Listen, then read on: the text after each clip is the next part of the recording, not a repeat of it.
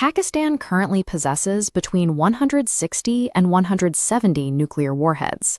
That makes it the world's fifth largest nuclear power, ahead of the United Kingdom and France, with an arsenal growing faster than any other nuclear state on Earth. Yet this advanced capability exists within a state defined by extreme political volatility. Since its founding, Pakistan's military has overthrown the elected government 4 separate times. The track record for civilian leadership is grim. One former prime minister was executed by the state in 1979. Another, Benazir Bhutto, was assassinated in 2007, and still another currently sits in prison. The most destructive objects ever created by human beings are housed inside a political system incapable of maintaining basic continuity. The fear of this technology leaking out is based on documented history. In the 1970s, a metallurgist named Abdul Qadir Khan stole classified uranium enrichment designs from a facility in the Netherlands to build Pakistan's first bomb. This map illustrates what followed. Operating from Pakistani soil, Khan spent 2 decades running a global nuclear proliferation network, dealing directly with North Korea, Iran, and Libya. He traded nuclear technology for hardware Pakistan couldn't build itself. Centrifuge designs went to Iran to form the foundation of their program, while North Korea received the knowledge to build a bomb in exchange for ballistic missile technology. When Khan finally confessed on national television in 2004, the president pardoned him within hours. He died in 2021 as a celebrated national hero.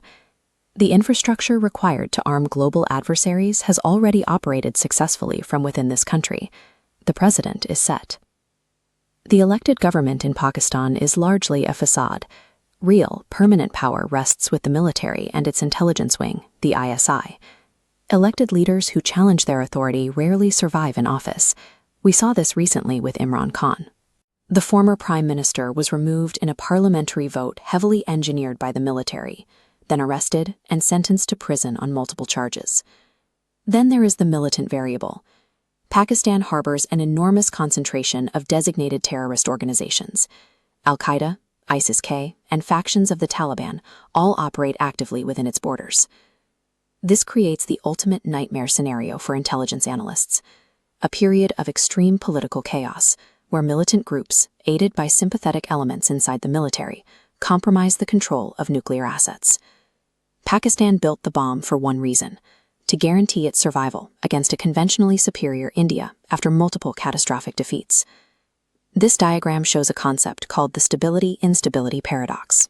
When 2 nations possess nuclear weapons, the threat of total annihilation prevents large-scale invasions, but it provides a protective shield for smaller proxy conflicts underneath. Knowing India will not launch a full-scale invasion, Pakistan uses that protection to support militant groups that carry out attacks across the border. The 2008 Mumbai attacks, which left 166 people dead, were executed by a group with documented ties to Pakistani intelligence.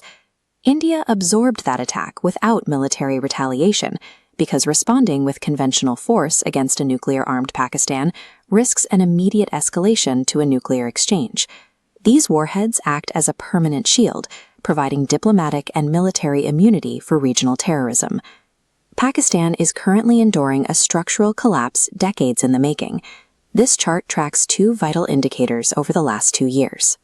You can see Pakistan's external debt soaring past $130 billion, set against the value of the Pakistani rupee, which has lost half its purchasing power against the dollar. Successive governments have fueled this crisis by refusing to tax the elite, maintaining massive energy subsidies, and funneling a disproportionate share of the national budget into the military and nuclear programs. When 240 million citizens face permanent economic desperation, it drives political radicalization. That level of societal breakdown removes the exact stability required to keep 170 warheads secure.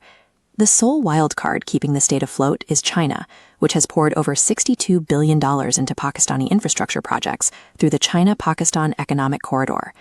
This map outlines China's objective, a direct land route through Pakistan to the Arabian Sea, bypassing the U.S.-monitored Strait of Malacca. Capital influx, highlighted here, funds specific infrastructure, not broad economic revitalization.